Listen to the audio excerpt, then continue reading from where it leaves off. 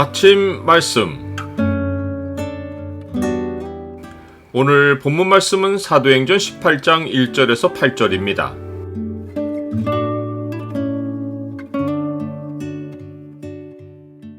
주께 큰 그림을 맡기고 작은 일에 충성하라.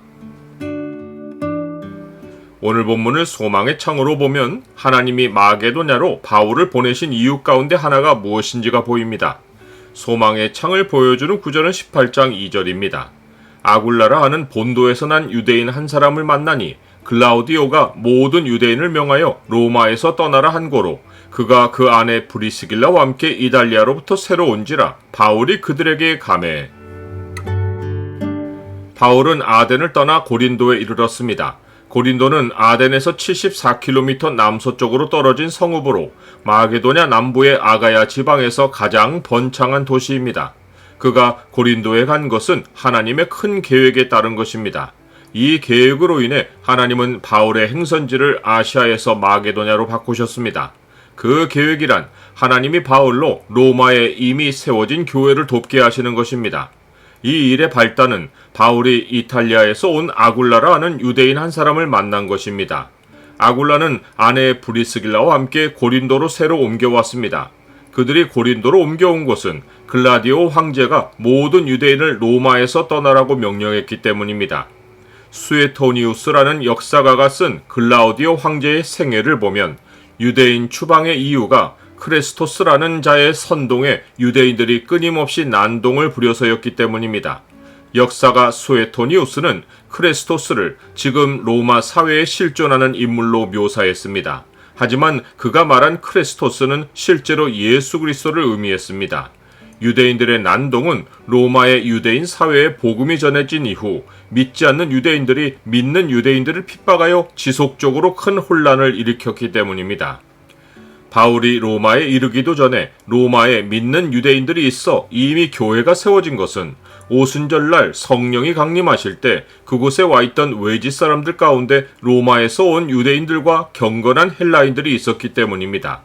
사도행전 2장의 기록을 되돌아보면 다른 지역의 사람들보다 로마에서 온 사람들을 특별하게 묘사했습니다. 즉, 사도행전은 다른 사람들에 대해서는 출신지만 말했는데 로마에서 온 사람들은 로마로부터 온 나그네, 곧 유대인과 유대교에 들어온 사람들이라고 말했습니다.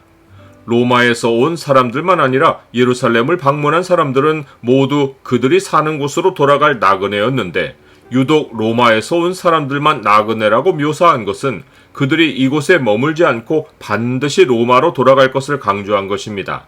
이것은 로마 교회가 생겨난 것이 이들로 인해서라는 것을 사도행전 시작에서 명백하게 암시한 것입니다. 이들은 로마로 돌아가서 회당을 떠났고 교회로 모여 예배하며 예수 그리스도의 도를 전하기 시작했습니다. 그러하자 믿지 않는 유대인들이 거세게 반발하여 로마 전역에서 큰 문제가 되었습니다. 로마 당국은 골칫거리가 된 유대 사회 문제를 해결하려고 유대인과 그리스도인을 구별하지 않고 모든 유대인을 로마에서 추방했습니다. 추방된 유대인들이 대거 고린도로 몰려온 것은 고린도가 로마에서 가깝고 또 고린도는 유대인들의 집이라고 알려질 만큼 유대인들이 많았기 때문입니다. 만일 바울이 2차 전도 여정을 마게도냐로 향하지 않고 아시아로 향했다면 아굴라와 브리스길라와의 만남은 이루어지지 않았습니다. 하지만 하나님은 글라우디오 황제가 유대인들을 추방한 후 곧이어 바울도 고린도에 도달하게 하심으로써 바울과 아굴라와 브리스길라 부부를 만나게 하셨습니다. 이로써 하나님은 바울이 자기 손으로 세우지 않은 로마 교회 교인들을 고린도에서 만나 말씀으로 양육하고 돌보게 하셨고 이후 아굴라와 브리스길라만 아니라 바울에게서 말씀을 배운 믿는 유대인들로 로마 교회로 돌아가서 성경 위에 교회를 세우도록 하셨습니다. 특별히 하나님은 바울과 아굴라와 브리스길라 부부를 서로 가까이 두게 하시려고 일찌감치 이들의 생업이 같게 하셔서 고린도에서 만나 함께 살며 일하게 하셨습니다. 사람은 큰 그림을 그리며 행하지 못하지만 오직 성령을 쫓아 살면 하나님이 그 큰 그림을 그려나가시고 사람들을 연결해 주셔서 하나님 나라를 견고하게 세워가도록 하십니다. 나는 내 인생의 큰 그림을 하나님께 맡기고 하나님이 맡기신 작은 일에 충성합니까?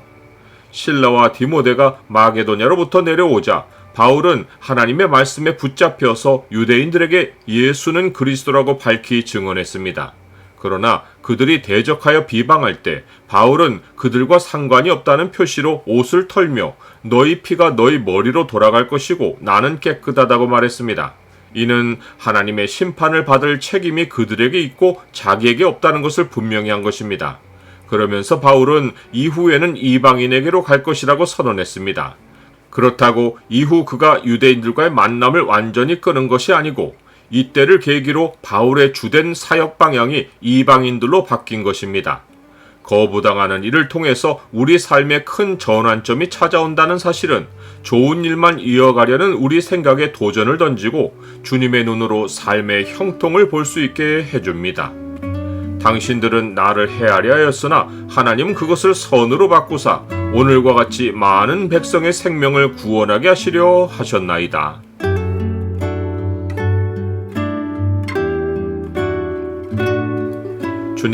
주님의 지혜와 지식은 풍성하시고 주님의 판단은 헤아리지 못합니다. 주께서 저의 인생만 아니라 만물 하나하나를 세밀하게 경영하시오니 주의 섭리에 제 삶을 맡깁니다. 인생 끝날까지 주께 받은 삶에 충성하며 살게 하옵소서. 예수 그리스도 이름으로 기도드립니다. 아멘.